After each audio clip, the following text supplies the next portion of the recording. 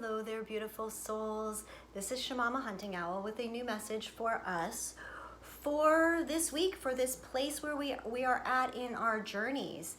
I want to welcome back all of my regular followers, as well as anyone who is new to the channel. Thank you for being here and tuning in. So I'm kind of changing a little bit the format that I do here for YouTube and for you guys. Spirit is very much guiding me to use this time on YouTube to teach, to discuss lessons and things that are coming into our awareness, things that we need to know to further move ahead on our journeys and our process. Now, the focus, a lot of these things are not going to be on our relationships with our beloved, because we have done so much of this work and focused on the twin flame journey part, that now it's really this place and time for us to be focusing on our continued growth, our continued expansion, and give some breathing room to the twin flame situation. I am still doing videos and weekly readings on Patreon, as well as daily card reads for those of you who are interested in still, finding out what's going on the journey a little bit and really tapping into that information. So if you are interested in that information, you can go over to patreon.com/Shamama Hunting Owl and subscribe. There are many different levels and tiers with lots of exclusive content, and you guys get some extra bonus features. I pull some cards extra for you guys each a month, things like that on a personal level. So if this interests you, please check over there for that. In the meantime, we're going to use this time and space because the concepts and the things that I want to talk about and teach with you guys have to do with not just our twin, but with ourselves, our process, and with everyone, every relationship that we have in our lives. So this is all part of our growth and our expansion. So the concepts today that I really want to talk about are detachment and blocking, discernment and judgment, and then entitlement. So I'm not going to make this a huge long video because this stuff is not really that complicated, but I just want to give you guys some basic ground facts and information that Spirit has guided me to share. So as we are coming into this full moon lunar eclipse in Capricorn on Saturday/Sunday, July 4th into July 5th, depending on where you are, you can start looking at these things. The full moon is all about releasing. So taking these concepts that I'm going to talk about and really applying them to where they fit in your life. Journey is here. Those of you who don't know Journey is my big rescue doggy. And he is always present when, when representing for the divine masculine, it seems, when I do these videos. So he may or may not decide to come on camera and say hi to you guys and try to distract and disrupt everything. And here he is, of course. Journey, say hi to everybody. Say hi. This is Journey, guys. All right, can you sit down, baby? Sit down and let Mama talk. Good boy. So, all right. So the first concept that I do want to discuss is detachment versus blocking. Now, and again, I want you to apply these concepts to everyone, including your dynamic with your beloved, okay? What does detachment actually mean? We talk about detachment all the times, releasing attachments, detaching. To detach means to disengage, to unfasten, to let go, to separate from the need to know, the need for control, okay? This is a concept about letting go of the need to have all the answers, to have physical evidence in order for you to know your truth, okay? Detaching is letting go of the need for that 3D physical confirmation of the who's, the what's, the when's, the why's.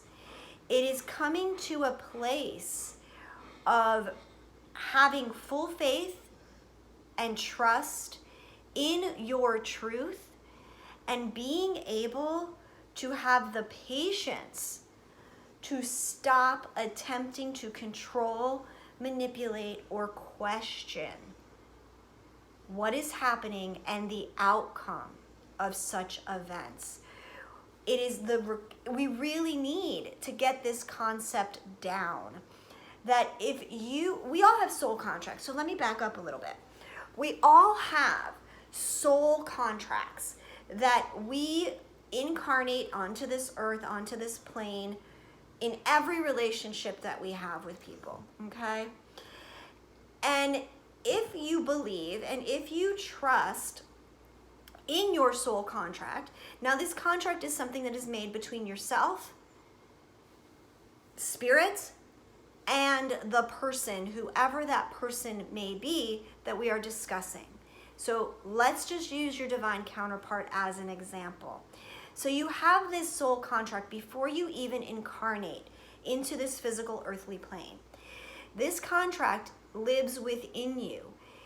And as you awaken and as you become aware of the journey, this awakening, the spiritual process to enlightenment, these soul contracts become very evident in our lives. Now, if you have faith and trust in your truth being your soul contract, as to what it is you have come here incarnated to do with this relationship with your beloved as an example, then there is no need for you to have and attach to the outcome of this contract with this person, because you know your contract. It has been shown to you. It has been prophesized. It has been messaged over and over and over again through all the years that I myself, as well as other readers, have been doing and channeling messages about what the twin flame journey is about. For those of you who follow the messages that I have always done here and given, my messages, my truth, what Spirit Source has shown me is, if in fact you are a twin flame incarnated in this present lifetime with your divine counterpart in physical form, you are meant to come into physical union. Because not for the love story, although that is a beautiful piece to have that sacred soul partnership, but for the purpose of a greater mission. Mission being what we are going through right now, this mass awakening that is happening, okay? So this is the truth that I am speaking of. If this is your truth, if this message resonates with you, okay, then the key to coming in to union, okay, will be through you successfully detaching and needing to know the answers, the timelines, all of those things associated with needing to have control over the situation, needing proof, okay? The only proof you need is within you, within your soul, within your connection to the divine, and within your connection, 5D connection to your beloved. Now, expanding this, that we need to use this detachment when it comes to all sorts of things and situations in our lives. We want to detach from the fact of having to figure out how to do mission. No, we already know how to do mission. Spirit is allowing that to unfold for us in the steps, in the progress, as we are ready to take those next steps. We are guided when we are in a place of being detached and not trying to dig and scratch and fight for it, to find it, to seek it, that we can just allow and trust that when we are ready, those next steps will be shown to us, and we will then be able to take action appropriately. This is detachment. Now, blocking is something completely fucking different, okay? Detachment comes from a place of trust, faith, and patience. Like I said, knowing your truth. Blocking comes from a place of being completely closed off. It comes from a place of frustration, disappointment, and anger, hurt, okay?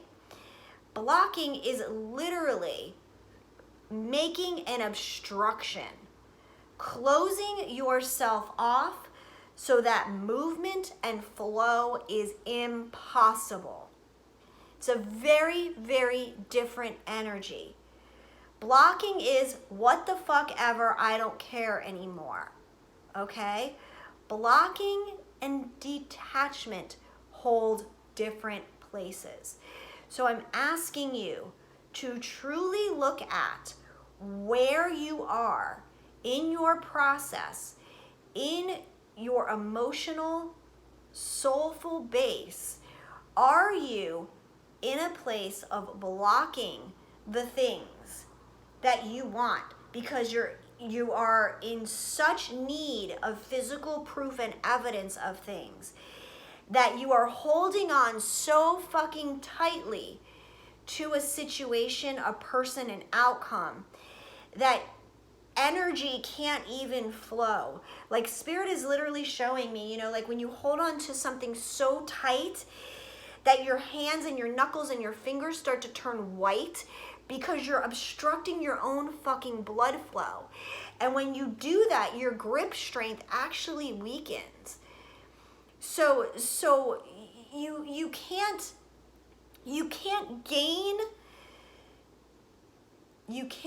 gain control over something by holding on to it tightly, or by blocking it out altogether and saying, fuck this, fuck that. I don't see any physical proof, so you know what? The hell with you, buddy, or this one or that one. I'm gonna just block. The whole point of detachment is to be fluid, to know your truth. Now, with detachment and blocking comes two key concepts. That is discernment and judgment. When you are in a place of discernment, you are the observer, okay, of a situation that is happening, or an experience that is happening with you, around you, whatever. It allows you the opportunity as the observer to perceive and comprehend what is happening.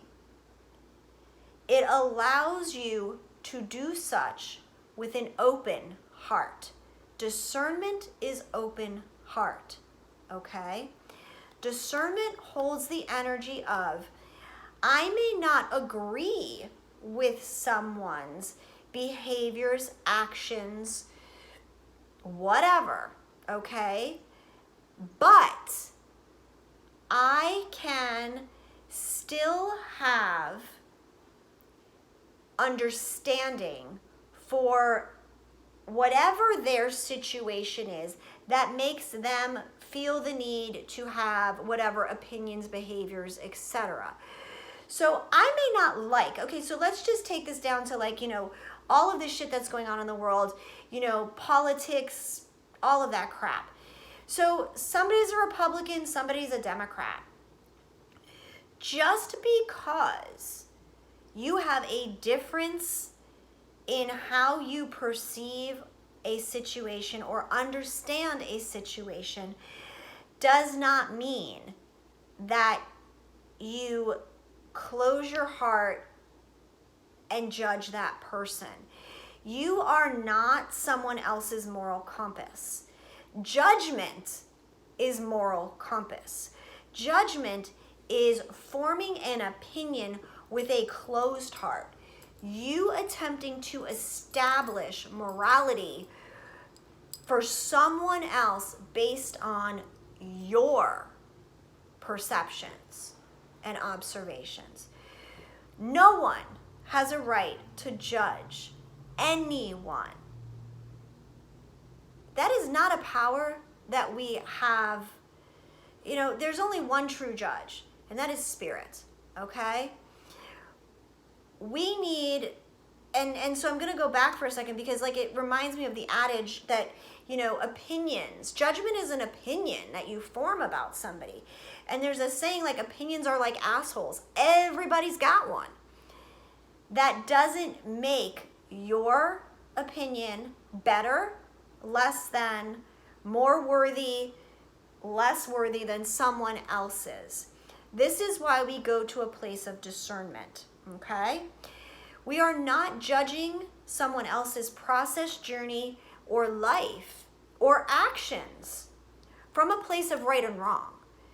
We are choosing discernment to observe the things around us, people's actions, responses, situations, and then deciding for ourselves what boundaries, what healthy self-care, self-loving boundaries we need to establish in order to have compassion and understanding and allowance for someone else to be entitled to their own journey, their own process, their own lessons, their own learning. So I hope this is making sense, you guys. Again, judgment is something that is formed with a completely closed, blocked heart. A judgment would be, my twin is in a karmic relationship still, so he must obviously not give a flippin' fuck about me, and therefore I'm gonna block him because fuck that. Like, I don't need that shit in my life. Discernment would be, my twin, my beloved, is in a karmic relationship still. Wow. I don't like the way that makes me feel. However, I understand that my twin's journey and lessons that they need to learn is very different than my personal journey. Therefore, in order for me not to feel sad or hurt by the things I might see in the physical 3D world, by being connected to my beloved, I choose to not look at the social media.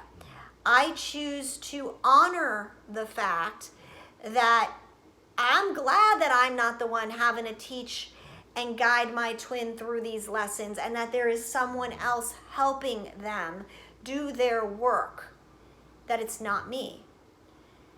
That is with an open heart. That is setting a boundary that, okay, I'm just not going to look at my twin's social media. Or if there's someone that, you know, I don't know, like if you have a toxic parent in your life, well, you know, deciding, is that toxicity, how is it affecting you?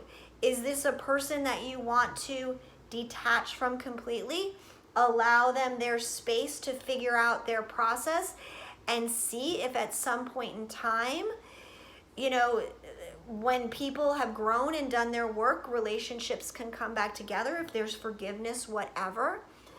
But this is all using discernment. This is not saying, fuck this, fuck them, fuck you, they're wrong. No. So I want you guys to really just sit with this a little bit. We really just need to remember that discernment and detachment come with compassion, healthy boundaries, understanding for the process and for the journey. All right, now there's another thing that's come up, and this is gonna lead into entitlement. But first I wanna say, you know, a lot of clients who call me or want to have sessions with me, a huge question that comes up time and time again is, Jesus Christ, when the fuck is my twin gonna start doing their work? All right. In addressing this, I'm going to explain. Your twin is doing their work. This comes back to their work and your work are very different. Their journey, their process, their healing is very different. Looks completely 110% different from your healing, your process, and the way things on your journey go. Now, the core wounds are the same.